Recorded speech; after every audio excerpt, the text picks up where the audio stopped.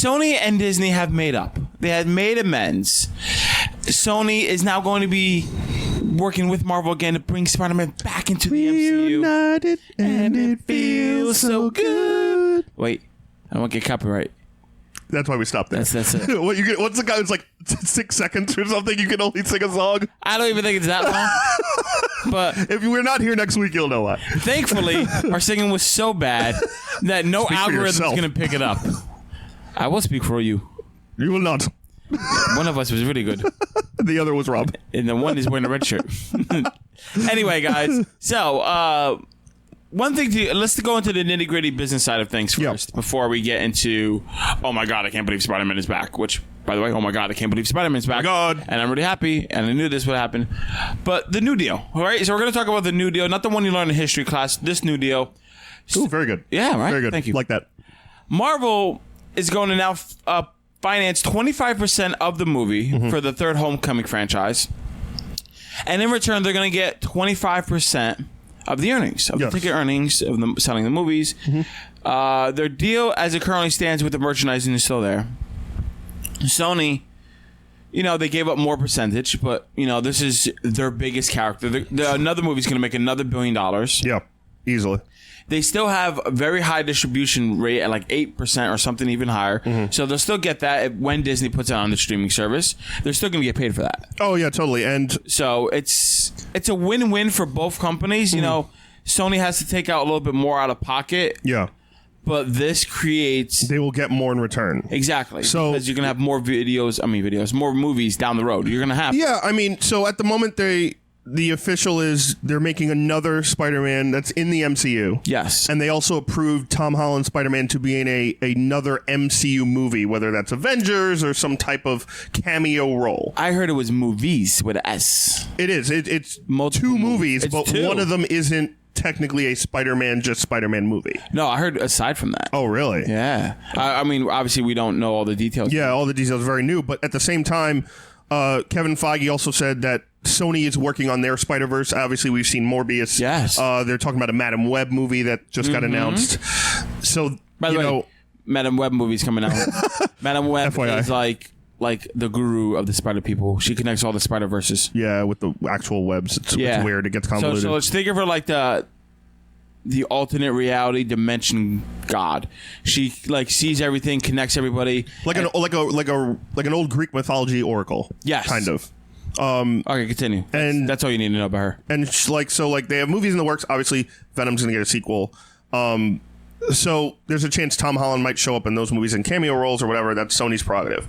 But as for Marvel's side, the 25%, as Rob was saying, is a really big deal because previously the reason why this deal fell through was Marvel was like, listen, we're paying all this money to make this movie on our side. We're using Marvel Studios, we're using our team, we're using Feige, we're using our directors that we hire on our side, so we're paying them, we're paying these actors this and this.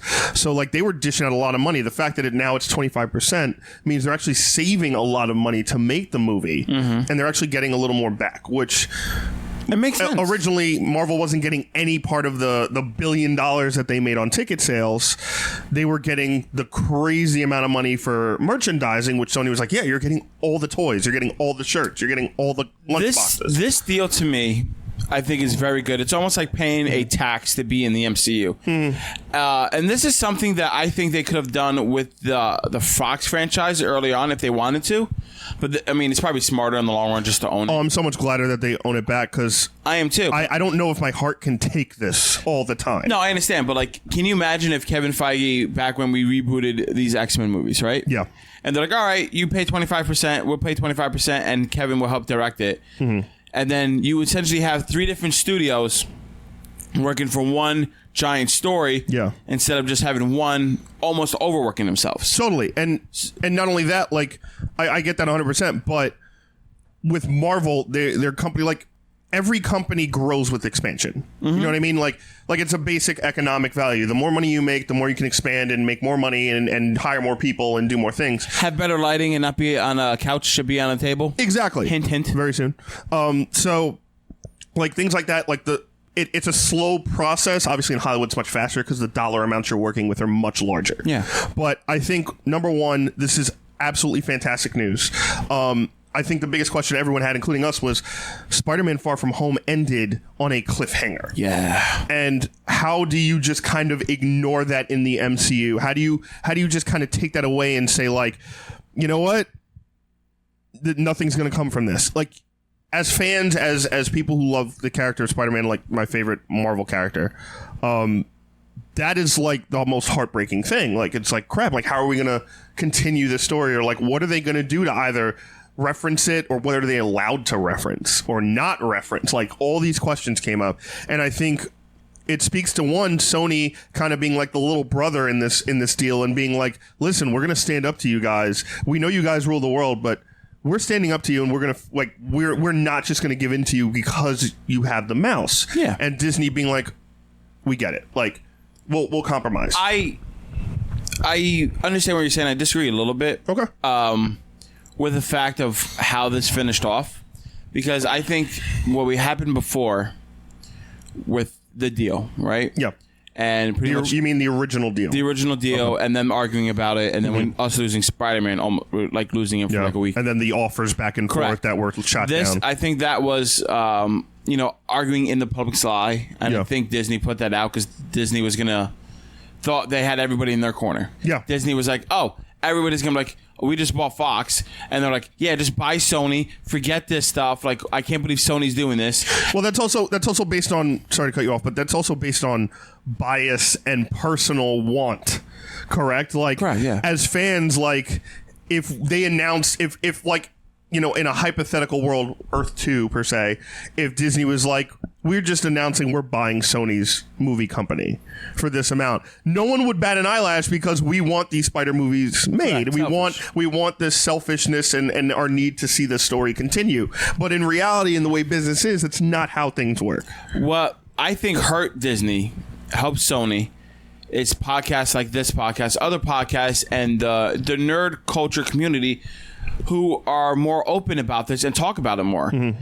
I hope if you had this conversation 5, maybe even 10, let's say 10 years ago, I think Disney would have got what they wanted, and that would have been it. But I think the fact that the fan outcry, the memes of the initial Sony was the villain, everybody's like, oh wait, Disney was not the right one here. Oh, Disney's being a little greedy. Oh, the mouse is a little evil. He's wearing the gauntlet, isn't he? And people started to be like, hey, Disney, what are you doing? And Disney was like, wow, this backfired. Well, we're going to take 25%, even though they were offered 30%, and they turned that down first. Well, here's my other question to you. How much of that, like, what percentage of you think that fan outcry even made a difference? Because I don't think it's much. You don't think it's much at all? No, I don't, because I think they hear it. I think it's noise that they hear, but I don't think at the end of the day, everything comes down to dollars and cents. Everything comes down to dollars and cents in the form of companies they're multi-billion-dollar corporations. I think they hear the fan outcry. I think there's a piece of every company that is like, we do not need bad press. We do not need this. This turns people off to our product. We don't want the negative publicity and the fan outcry against us. I'm going to say minimum 40%, because if not, we would have never known about it. If not, we would not have this fight out in the mud in the public's eye. They would not have done it, because you're right. Most of the time, it's all numbers. But at the end of the day, they're making content for people, and people today are very vocal and they understand what's going on and they talk about it way more than they did when Iron Man came out. Oh, 100%. So that's why I think it's at least 40, because if not, we would not have known about this. We would have been known, oh, they struck a new deal. Tony's Spider-Man's came down. Here are the numbers. Have a nice day. I give you that aspect. I think if they announced it and just said the deal's off and did like the very political thing, right? Two sides couldn't come to agreement. We'll revisit it in 30 to 60 days time, instead of doing this, like, we're done because this, and this, and this, and this, and they want this, and this. I think it's a whole different ballpark today. I agree 100%. I don't know. 40% seems a lot on decision of, like, literally people they do not care about. Like, no one making that much money is going to care about any of us and what we think. I mean, they kind of do. You know what I mean? Like they're the massive amount of service the industry. They're in the money making business. I mean, it's tough. It's a weird algorithm to think about, though, because you're talking about like we say all the time, Disney owns the world. Like we make those jokes about like, they're going to be making like Mouse owns a house. Yeah, like there's going to be like Disney AK-47s going to the military pretty soon. Like at this point, so like, if you Who told you? they just made a deal today. They're in the arms race. So like, Them and Samsung. Them and Samsung. If you take a company that has a conglomerate of not only one aspect, right? Like, yes, the movies with Marvel are a big part. We're not even talking Star Wars right now. We're not even talking Disney parks right now. We're not even talking merchandising. We're not even talking the kid stuff, the TV shows, all the other shit. Like, that to them, like, the fan outcry for, like, a Marvel movie is so minuscule and so tiny compared to their entire company scope of the actuality of what they fucking do all year. You know what I mean? Like, it's just so minuscule of the point where, like, we don't give a shit. We're going to get the deal done or not. And we're going to publicize it, yes, to make them look bad. And it's easy publicity and it's free publicity and we'll get people talking about it, but we don't really care what they say. I get that, but Disney has that face of family friendly. Disney has that face that, like, oh, that's Mickey Mouse. To me, that's all business. Correct. Yeah. I understand that, especially me and you and many other like viewers of yourself who are more into it. They get that. Mm-hmm. But for the average fan, the average person, they think of Disney as this happy, nice company. Well, they think of Disney as they make superhero movies and Mickey Mouse cartoons, and oh my gosh. And that's fine, but that's their persona. And agreed, but don't take this the wrong way. That's what they want. They want the stupid people who don't think. I mean, they like not just Disney. Every company wants the stupid people that don't think, and they can market to you and be like, "I have to get that." Like everyone has an instance with that, right? Like I know myself, like. Certain things I'm like, yep, take my money. You know what I mean? Like, J. Scott Campbell. Take my money. He just took my money yesterday. God damn it. Like, he just took my money again. So, like, everyone has their vices when it comes to, like, yes, take my money. Like, your marketing is working perfectly. I'm a stupid idiot. I think in Disney aspect, their company's so big, I don't know how much that, like, obviously, takes people to run it, You spend money, you make money. Yeah. If people weren't going to their parks based on their name, they're not making the money. If people didn't love Marvel and Star Wars and Disney characters, they wouldn't be making as much money. So it's an interesting thing. But anyway, back to Spider-Man. Great news. Yes. So happy that Tom Holland is back. Cannot wait for this next movie. Far From Home was fantastic. And I hope Sony not only takes Tom and does some cameo stuff. I would love to see Tom do his own voice of Spider-Man in an animated Spider-Verse movie. Oh, they're going to. Like, that's what I want more than anything on Sony's side. Honestly, Sony could just do the animated Spider-Verse, and I think we'd all be more than happy. I would be like, I might not even need a live-action movie. I mean, I don't need Morbius personally or Madam Web. I could care less. I think Madam Web is going to be one of the most important movies for the Sony universe. You think it's going to be like a live-action Spider-Verse, basically? Not even that. I think that's how they're... Because she connects to every... I think that's how they're going to connect all the other Spider-Man, like Mythos, Morbius, Venom, to our Peter Parker. Oh my God, I have an idea. To the MCU. I have another idea. She's the link in the web to bring everything together. That movie is going to be the CW Crisis on Infinite Earths, and it's going to bring back Tobey Maguire Spider-Man. No. And Andrew Garfield. I don't care about Andrew Garfield, but Tobey Maguire. Andrew Garfield was awful. Very fun. He was awful. I liked him more than Tobey. You're out of your fucking mind. I think Tobey was a crybaby. Well, yeah, and 3. I think a lot of people look at Tobey with nostalgia glasses. I think everyone looks at Tobey with the nostalgia glasses, but 1 and 2 is phenomenal. For the time, they were very good. Spider-Man 1 and 2 is phenomenal. Spider-Man 1 still holds up. He's basically taking down Green Goblin in corporate America. Mm-hmm. And it's all like corporate, like, you're out, Norman. Yeah. We bought you out and sold you out, and I'm crazy.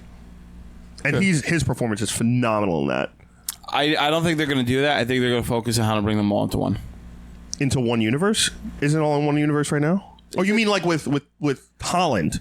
Yes. Into one universe. Bring Holland, bring all these other people. I don't know if they could do that, though. Why not? Because that would technically be more MCU. And I don't think... They don't have to have MCU characters, but it could just be... Oh, like Spidey's universe in the MCU without putting it in MCU movies. It'll solidify where they are. Because right now, we assume that they're in the MCU. We don't really know. Mm-hmm. And the greater MCU, like, not actually playing with them, but like in the, like, oh, this happened. Like, oh, this is what's going on in San Francisco. Why are they doing stuff over there? Like, this could bring it all into one landscape, but not necessarily have the toys play with each other. I was in the You see what opposite I'm realm. saying? I didn't feel like Venom was in the MCU at all. No, I don't think so. Yeah. But like exactly, like we don't know. We don't have a definitive answer. Got you. Like right now it's in its whatever. I think Madam Web is going to give us that answer. Maybe, yeah. Maybe. I don't know. It's just movies, I think they're kind of stretching to keep the rights. Did you see Tom Holland's reaction on Instagram? No, I didn't. I was looking for it and I couldn't find it. Well, he didn't put up a reaction like when he was back. He put up the Wolf of Wall Street video, and he's like, they're like, I'm leaving. No, I'm fucking dead. I'm dead. I'm here. I'm not going anywhere. Yeah, it was great. That's awesome. And I was like, yeah. And everyone's like, ah! Yeah, everybody's losing their minds. Yeah, I lost my mind when I found out. That movie, actually, by the way, is great. good job. You were very quick on putting that up. Yeah. The news was right away because I found out through us. Because I was going on Instagram to scroll and I was like, wait, what? I was like, oh, that's us. Oh my God. This is news. Oh my God. Sometimes I'm quick in the draw. But also, like, so one, great news for Spider-Man and Marvel and Sony. Great news for us fans. Great news for us fans. And number three, great news and job for Kevin Feige, who just seems to continue being amazing. Because one, I didn't put on the script, but he's also talked with Kathleen Kennedy from Lucasfilm and is now doing a Star Wars film as well. Or Star Wars films. Like, he's going to be producing that as well. He's doing one film. At the moment, he's doing one film. At the moment. Yeah, so which is crazy to me because I like unless they clone him, how does he have the time to do all this? And now he's also in talks for like doing the mapping of the TV shows and like where they go. Well, that makes sense because that goes within his own map of the movies. I get that. Yeah. And I think Star Wars, he was just like, hey, can I do a Star Wars movie? I just want to have some fun. Just I don't want to touch superheroes right now. Give me Ewok story. An Ewok story of them being cannibals. But like, yeah, I mean, if it's Feige, like, and he's doing, and obviously we told you guys a couple months ago, like Star Wars after Episode 9 is going to stop doing movies for a couple years. Yes. So whatever he's doing down the pipeline, obviously isn't Skywalker's story, but that would be freaking awesome depending on what he does and maybe starts off some new timeline for like everyone else making their movies or something. We'll see. So guys, let us know down in the comments below what you think of Spider-Man being back. Are you happy? Of course. Damn right you're happy. What do you think that the next movie is going to be? That's what I want you to know. Tell me down below. I want to know what you think. I don't have an answer. I want to think on it more. Do you have a villain in mind? Do I have a villain in mind? Sinister Six. Because we saw Matt Gargan in the first one. Yep. And we dealt with Mysterio in the second one. And the villain was... Who was the villain in the first one? Vulture. We saw Vulture. We saw Scorpion. We saw Mysterio. We saw the reference to Hydro Man. I think we get a character we saw in a previous movie. I think we either... There's also Shocker. I think we get Goblin or Doc Ock. Ooh. I think we see a villain we haven't seen since the Toby era. Doc Ock, you're not going to do yet because you want to do that Doc Ock mentorship when he's a little bit older and go through all that, then have that portrayal. Instead of still being in high school. Correct. And same thing with Goblin. I don't think you want to do Goblin yet either. No, Goblin you could do because him and Harry are friends in high school. So you could have Harry Osborn. We haven't seen Harry Osborn. But I'm saying you could, like, because Harry moves to the city. Yeah. Because, remember, like, Harry's story is, like, he's, like, this entitled rich douchebag. He gets kicked out of a bunch of schools, so Norman, to teach him a lesson, sends him to public school, where he becomes friends with Peter. So you could have that and have the play on, like, Ned is, like, kind of like the secondary friend now, and Ned's a little jealous, and him and Harry become close, and Norman's like, wow, this kid's a fucking genius. Like, have him come to Oscorp and, like, start doing, like, a little bit of techie stuff. I think it's going to be, the Tinkerer is going to be in there. I also think J. Jonah Jameson has to be part of this villain. So, Spider Slayer? No. Oh, Spider Slayer would be awesome. That goes with the J. Jonah Jameson storyline. Not yet. Why not? You gotta. We just saw him. He's not gonna like get a Spider Slayer robot right away. Why? No, I'm not saying Jonah is. I'm saying the original. Spider Slayer. Oh, okay. Not Jonah, but Jonah is like a part of this. Like, yes. Against Spider-Man thing. And we're also getting that movie 2021. I believe, was it June? July 2021. As it's saying right now, July 16th, 2021. Yep. So guys, cool. Let me know down in the comments who he's going to fight in the next movie. Very curious to hear your theories. And I'm just happy to have my Spider-Man back. Me too.